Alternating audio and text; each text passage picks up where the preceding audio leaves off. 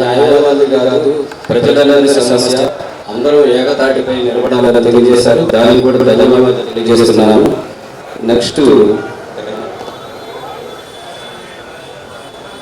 మన senior advocate high court Posani Venkateswara గారిని మాట్లాడవలసిందిగా కోరుతున్నాను. సార్ అందరికీ తెలిసిన వ్యక్తి, హైకోర్టులో జిల్లా కోర్టులో మన ఆంధ్రప్రదేశ్ మొత్తం వారి ల్యాండ్ టైటిలింగ్ యాక్ట్ గురించి మనకి సలహాలు సూచనలు అందజేయడానికి ముందుకు వచ్చారు.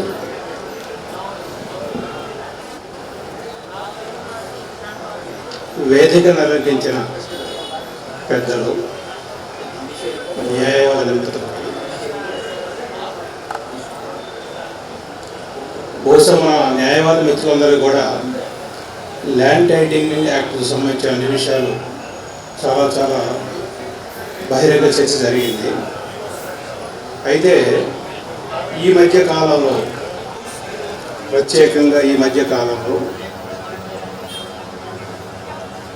ఇలాంటి ఉద్యమాన్ని, అంటే ఒక ప్రివిలేజ్ క్లాస్గా ఉన్న న్యాయవాదులు వాళ్ళు సామాజిక బాధ్యతను తెలుసుకొని ప్రజా సమస్యల పట్ల ఉద్యమం చేయడం అనేది బహుశా ఈ మధ్యకాలంలో చాలా అరుదు. భారతదేశానికి స్వాతంత్రం పోరాటంలో న్యాయవాదులు ప్రజల కోసం, ప్రజా స్వేచ్ఛ కోసం పనిచేశారు. ఆ తర్వాత చూసుకుంటే మనకి ప్రజా సమస్యల కోసం ఏర్పడిన సంస్థల్లో నాకు తెలిసినంతవరకు మొట్టమొదటిగా PUC అనేది ఒకటి వచ్చింది. ఆ తర్వాత పౌర హక్కుల సంఘాలు వచ్చాయి. ఇప్పుడు రాష్ట్ర వ్యాప్తంగా న్యాయవాదులు ప్రజా సమస్యల పట్ల ఉద్యమిస్తున్నారు. ఇది మన సమస్య కాదు, ప్రజల సమస్య. ఎందుకంటారంటే ప్రజల సమస్యని ఈ ల్యాండ్ టైటిలింగ్ యాక్ట్లో ఇమ్మూవబుల్ ప్రాపర్టీకి సంబంధించిన ఓనర్షిప్ రైట్స్ని కన్ఫర్ చేయడం గురించి ఉంటుంది.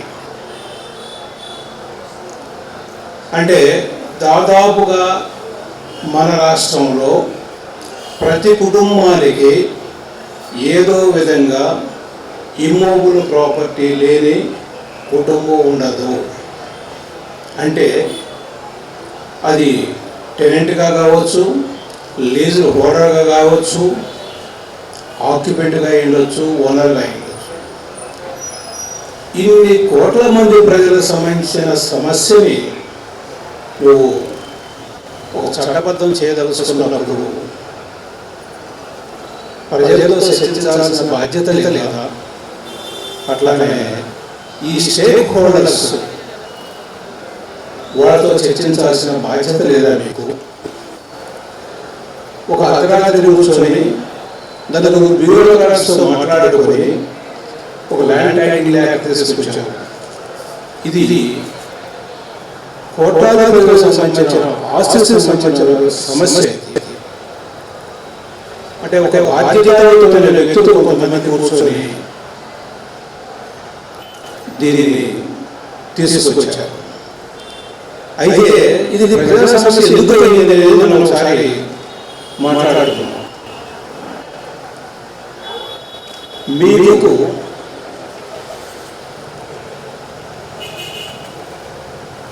Ownership is not a privilege conferred by the government.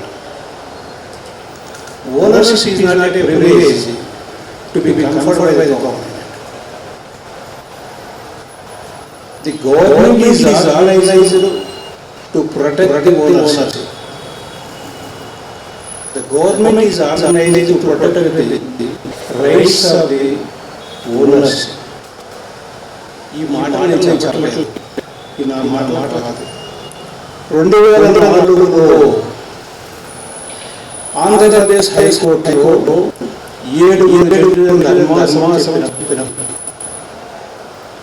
ఈ ధర్మాసనం చెప్పిన తీర్పుకు భిన్నంగా ఈరోజు మీరు మా ప్రివిలేజ్ని కన్ఫర్ చేయడానికి ముందుకు వచ్చారు. ప్రజలకి ఈ ప్రాపర్టీస్ ఉన్న రైట్స్ని కన్ఫర్ చేయడానికి ముందుకు వచ్చాం. అంటే క్రితం ఈ కన్ఫర్ చేసేవాడి లేరా? ఈ సమస్యలు పరిష్కారం చేసేదానికి అవకాశం లేవా? మీరు వాళ్ళు చెప్తుంది ఏంటి? ఇలాంటి చట్టం తీసుకురావడం కోసం కోర్సులో చాలా కాలయాపన జరుగుతుందని చెప్తున్నారు. కోర్సులో కాలయాపన జరుగుతుందని చెప్తే దాని పరిష్కార మార్గాలు ఉన్నాయి. నువ్వు కోర్సు తెలుసు, మీ చేతిలో లేదా? ప్రజలు ఇచ్చిన బడ్జెట్ లేదా మీ దగ్గర?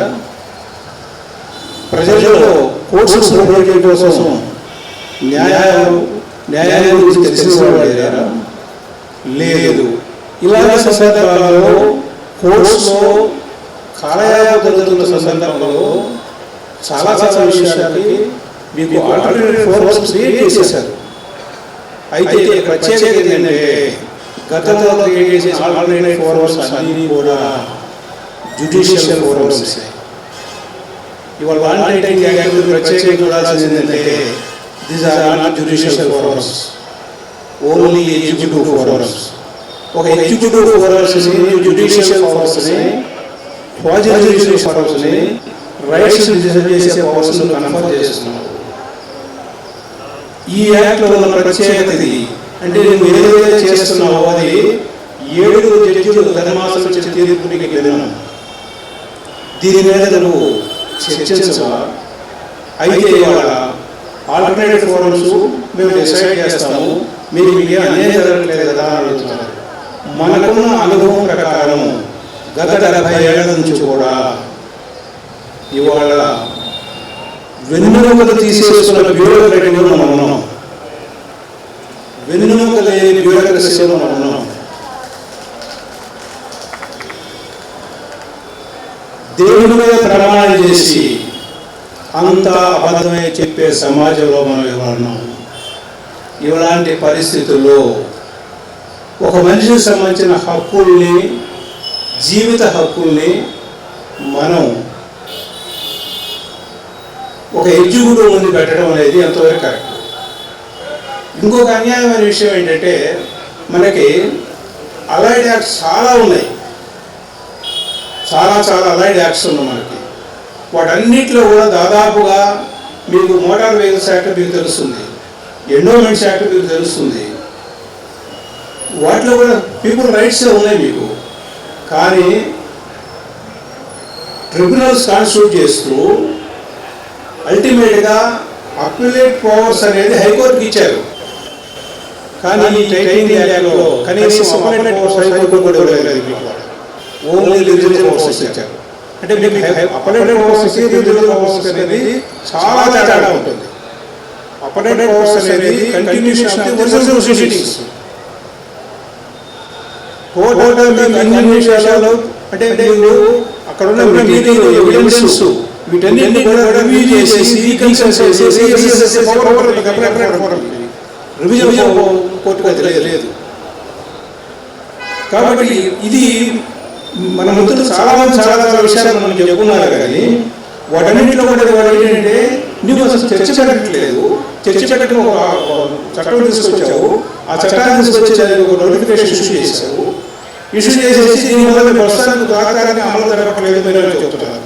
అయితే నేను ఇక్కడ ఒక విషయం ప్రత్యేకంగా చెప్పదలుచుకుంది ఏంటంటే హైకోర్టు విషయం పెండింగ్లో ఉంది. అయితే పెండింగ్లో ఉన్నప్పుడు మనం ఉద్యమం చేయొచ్చా అనేది మనం చర్చించుకుంటే హైకోర్టులో పెండింగ్కి ఉద్యమానికి సంబంధం లేదు.